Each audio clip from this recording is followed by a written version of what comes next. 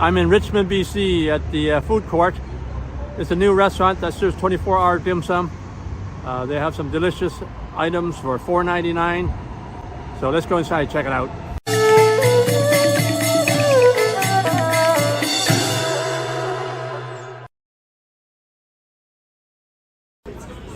So here's a big lineup here. So the dim sum here is about half price of what they charge in restaurants. So let's check it out. It's a modern operation, but I see they still use the old knife technique for making the wrappers, and they hand fold the dumplings as well as making their own dough. For maximum efficiency, this restaurant uses modern equipment for steaming and cooking dim sum items. So you get your own cart to pick all your orders in. So it's self-serve, you get your own cart.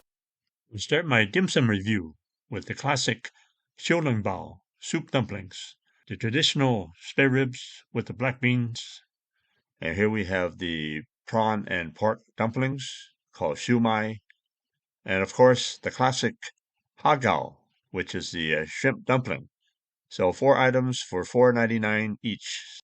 And of course, we'll try a few more items as we go. Look at this Steamed Bao. Pretty large size. So they see all the juices in there. Wow, all the juices came out. Look at that. It's juicy, but it ended up on the table. The juices from the Steamed Bao. Look at that, look at that. It's all dirty. Wow, that's juicy. That's juicy. Look at that. That's really juicy. Look at that, look at that. Mom likes the shrimp filling in these hagao dumplings. She said they taste like the ones she makes at home. These pork spare ribs are made the traditional way with the black bean sauce. And they also have the rice noodle, which goes really well with the spare ribs. And I can say they're very tasty. These shumai dumplings have a generous portion of pork stuffed with prawns and pretty tasty.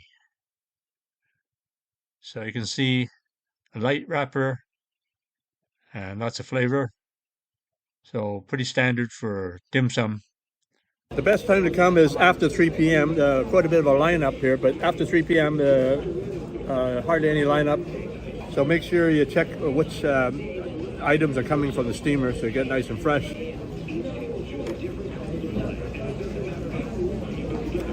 Pretty good filling, so that's all prawn on the hagao. The wrapper is not super thin, but fairly thin.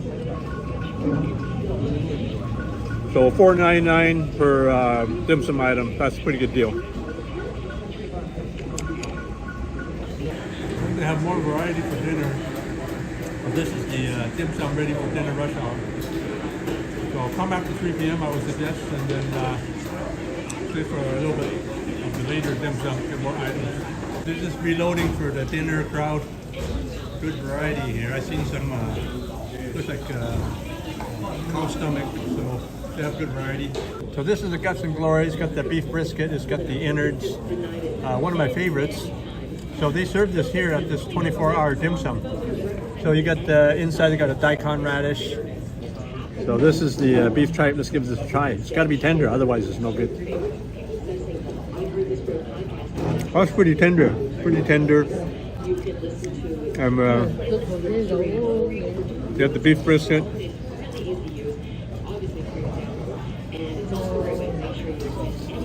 So I would say that's pretty good compared to the restaurant. It's restaurant quality. The bao, also known as buns, are very popular in this restaurant because they ran out during lunch hour. So now they're making bao for the night dim sum. So you see, they make it from scratch. I decided to hang around to try a few of their baos. I'm still waiting for the bao. So other than that, I'm pretty happy with this experience. Not too expensive. About half price of what you pay at a Chinese restaurant. The only thing is certain items don't appear, so that's my only complaint. So finally, we're getting some bao. So I guess I'm going to try two different varieties. There's quite a few varieties. This restaurant is quite new, so hopefully in the future they won't run out of bao.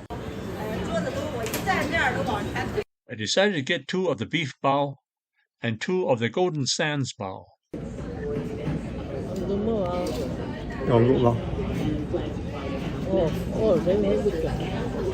Look at these. These are, I believe, are beef buns. Let's see how it tastes.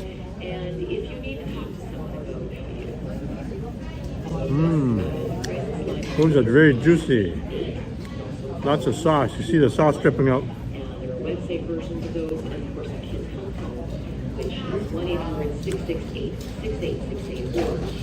Lots of sauce in there. Look at that. Sauces are dripping out. So this is a golden sands bao, which is duck eggs. Sometimes they use a custard, sometimes a sauce. So let's give this a try. I'm just gonna break this open, see if it runs the liquid or not. Okay, these ones are kind of liquidy. Look at that, look at that.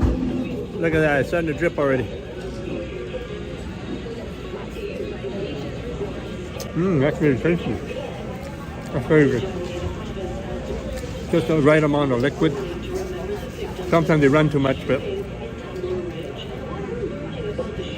they run just enough. It has a bit of a runny effect, but mostly not too runny. Mom likes this golden sands bao. The best time to come for this restaurant is after 3 p.m., the rush hour. So come at 3 p.m., they reload. So a lot of fresh items, nice and hot. The bao comes up at roughly 3:30, probably for the nighttime crowd. So be sure, get here. Soon to be a 24-hour restaurant.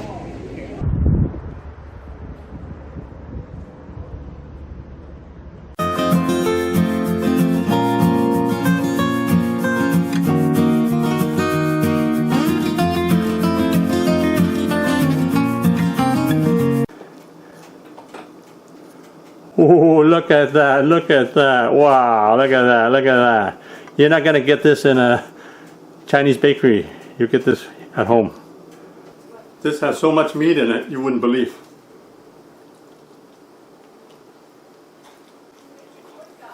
That looks good.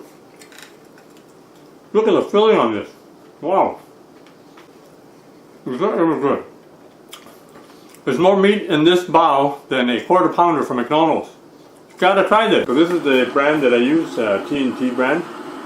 It's enriched bun flour. This is made by a local company called T&T. Really nice fluffy bao. I use this wide bowl because I can knead the flour right inside the bowl, so I don't have to take it out and put it on a board or put it on a table. So it's 3 cups of flour here. We're gonna add 1.5 cups of cold water. I'm using instant rice, instant yeast. So you can use the regular yeast, but I'm using the instant yeast. A lot faster. What about a tablespoon of instant rice yeast in, I got about 1/4 cup of water here. So this is warm water, so you don't want the water to be too hot. First we're just gonna add 3/4 teaspoon of salt. So we're just going to mix the salt into the flour. Teaspoons of baking powder. We call it magic baking powder. Add the instant yeast with the water, so it's activated. We're just going to add 1.5 cups of cold water. So it's 2-to-1 ratio. There's 3 cups of flour here. So I'm going to add 1.5 cups of water. We're just going to mix it up. So I'm just using chopsticks here. You can use a wooden spoon, or you can use a fork, or whatever you like. But chopsticks is really good for mixing. So you can use all-purpose flour for this recipe as well. So I've used the all-purpose flour. So this is actually just a brand of flour by T&T. So now I'm just going to wrap the dough with a piece of cellophane. So just let it rest. So this dough you should let rest for at least an hour. So it's been about 1.5 hours. So just knead this dough for 3 or 4 minutes. Oh, I've been eating this for a few minutes already, so it's looking good. It's kind of sticky, but it's not really sticking.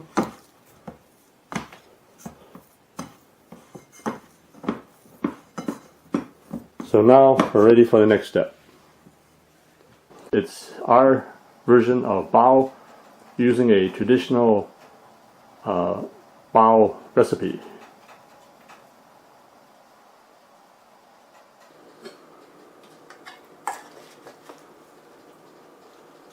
So this is cabbage and ground pork with some soy sauce, oyster flavor sauce, some ginger.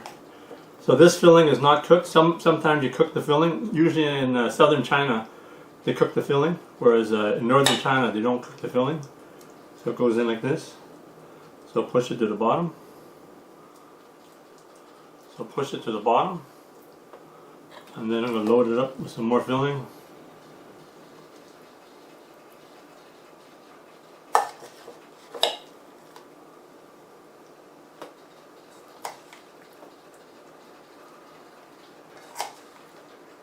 So, how much filling do you put in? Well, it depends on how much you want to eat.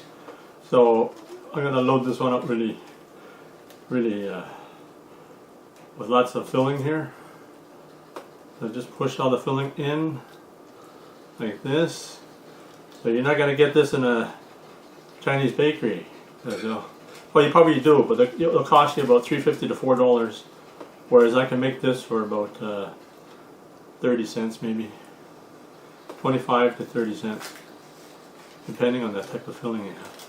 So you see, it's going to have a lot of filling here. You can tell it's really high like this. So I'm just going to put it on the wax paper like that. So make sure everything's sealed together. So the one in the back is the one with the extra filling. So it's got a lot more height than the other ones. So we've got the steam going now. So I'm going to put another run of bao in. So the water's bubbling nicely. So here I have my giant bao on the end here. It's going to be really big and fluffy in about 12 to 15 minutes. So this is my big bao coming up. Wow, look at that. It's bigger than the ones you get in the store. Oh, that actually would have been bigger if I didn't have these other ones beside it. Look how big this is. This is bigger than any bao in the city of Vancouver for the price.